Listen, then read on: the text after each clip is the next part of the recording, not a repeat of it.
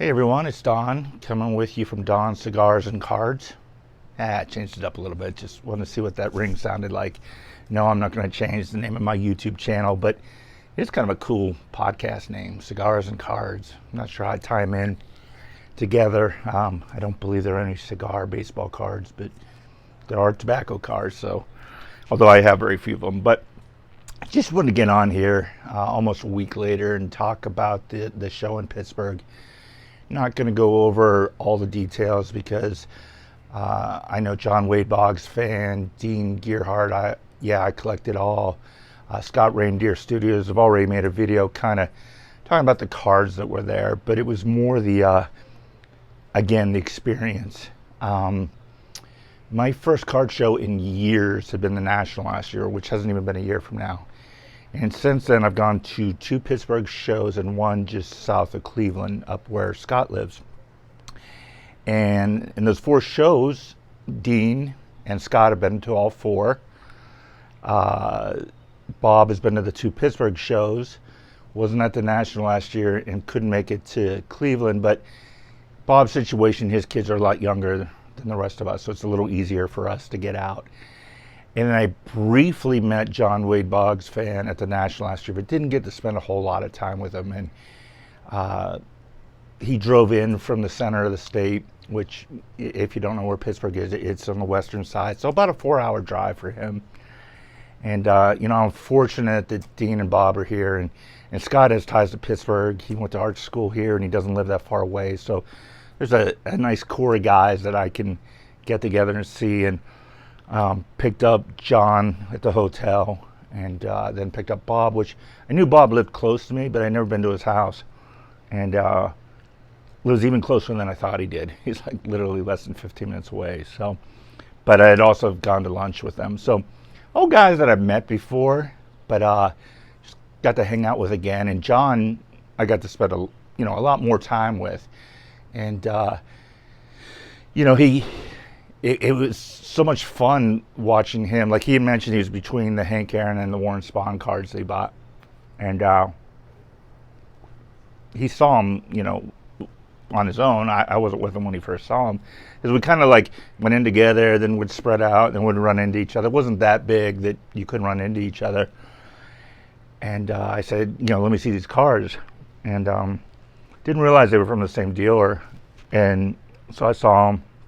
And then the 5 of us went to lunch, and I said, John, there's definitely one card I would get, but I don't want to tell you because I don't want to influence you if you like the other card. And he looked at me, he said, the Spawn, right? And I said, yes, absolutely. And I think he's glad he got it. And so I didn't pick up a ton of cards, actually very few. I think Scott said the same thing. And it really wasn't there so much for the cards. I'm feeling a little bit like with the 2 Pittsburgh shows and the Cleveland show, which is only 2 hours away, kind of seeing the same dealers. And, I'm kind of seeing the same stuff. There's nothing really at these shows that I can't find on eBay. It's not like the National where I will see things that I've never seen before, but I can't afford them. But it's more I go to these shows. First of all, they're convenient, but I get to meet up with these guys. And it's so much fun, and I think you've all seen it on videos before. If you are fortunate enough to live by somebody on YouTube, reach out to them, and even if you meet up for lunch, because it's so much more fun going to a show with these guys. I'm not sure that I would even go. So one of the things I decided to do was I wanted to start an autograph book of every YouTuber that I meet, and get their autograph. And I'm going to put a picture of us together and a little bit about the show. So I had John Wade Boggs fan sign it first, and Bob Lewis was in line, so I asked him to sign it. I wanted someone to sign on every page. So of course, being Bob, he screwed it up. So I've got the 1-in-1 of Bob Lee, or Bob A for my Canadian fans.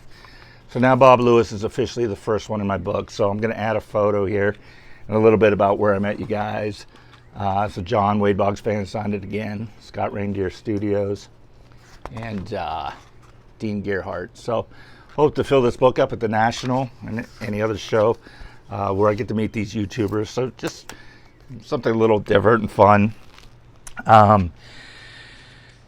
Bob actually gave me a bunch of cool Penn State cards, and I don't have them all here. I actually put them in the binder.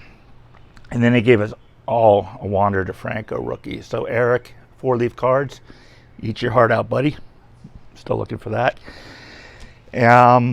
Picked up a bunch of Penn State little programs, and then I picked up a Stan Musial cigarette advertisement for $3.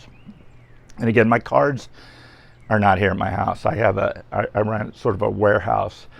My wife and I do a lot on eBay, not with cards, with other things, but there's some offices in there, so I use one of those for my card room, and eventually want to do a video on that and get that all set up. So, and actually John Wade Boggs fan came over, and it's the first time anyone's ever seen my collection that cared about it. And I've got an old recliner in there, and I just sat there while he went through them, and it was awesome to watch someone just going through your cards, enjoying them. And I made a comment to him. I said, it never ends with collecting, because we're all, I don't know if envious is the word, but we all think other people have collections better than us, and there's someone that does. But you have to keep in mind that, be grateful for what you have. Just to see John going through some of my cards and going, oh my gosh, look at this. Do you have this?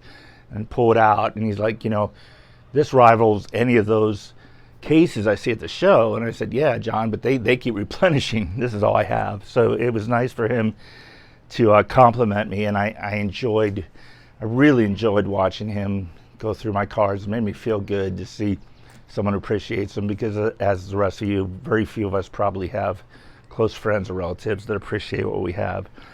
So the one card I did pick up, before I show it, I told the guys that I was looking for this card, and it's a 1934 Diamond Star card. And I know I was with John, and I think I was with Scott at this point, and there was a really small stack in the dealer's case, and I said, can I see those? And the guy said, there's only 4 there. And I said, what are the chances of the card that I'm looking for be there? And John's like, you never know. Just pulled out the stack, and of course it wasn't there. Went to another dealer that I bought from before, and he only had 2. And he pulled it out, and there was a card. But he wanted $600 for this card. This card's not worth $600. So we walked around a little bit longer. We went to lunch, and had a good time there, and I gave John a hard time because he ordered chicken strips, and I was asking if he was ordering off the kids' menu. And so if you see on Scott Reindeer Studios video, it says chicken strips or something like that. So I said, do you have this particular player? And he pulled out 2 cards. And it was nice to have John there, because we're both looking at him. John's like, I think you'll like that one better. And then we noticed things about the other one. And so John helped me pick this, but I picked up this awesome Al Simmons. So this is my first Al Simmons card. I will be sending this into SGC to get graded. And, I mentioned on Mike Monahan's video the other day, or podcast that I was on, if you guys got to see that, we were talking about getting into vintage. And would I have loved to pick this card up graded? Yes. But sometimes you just can't find it. Or, like, the one guy wanted $600. I got this well for under $200 off another DR. And, as you get a little more experience and you feel comfortable with dealers, I know Dean knows this guy really well. And I've seen him at the National, and I've seen him at the 3 other shows. So I know he's a reputable dealer. And so I didn't have a problem buying the card from him. So as always, guys, thanks for watching my video, and I'll talk to you soon.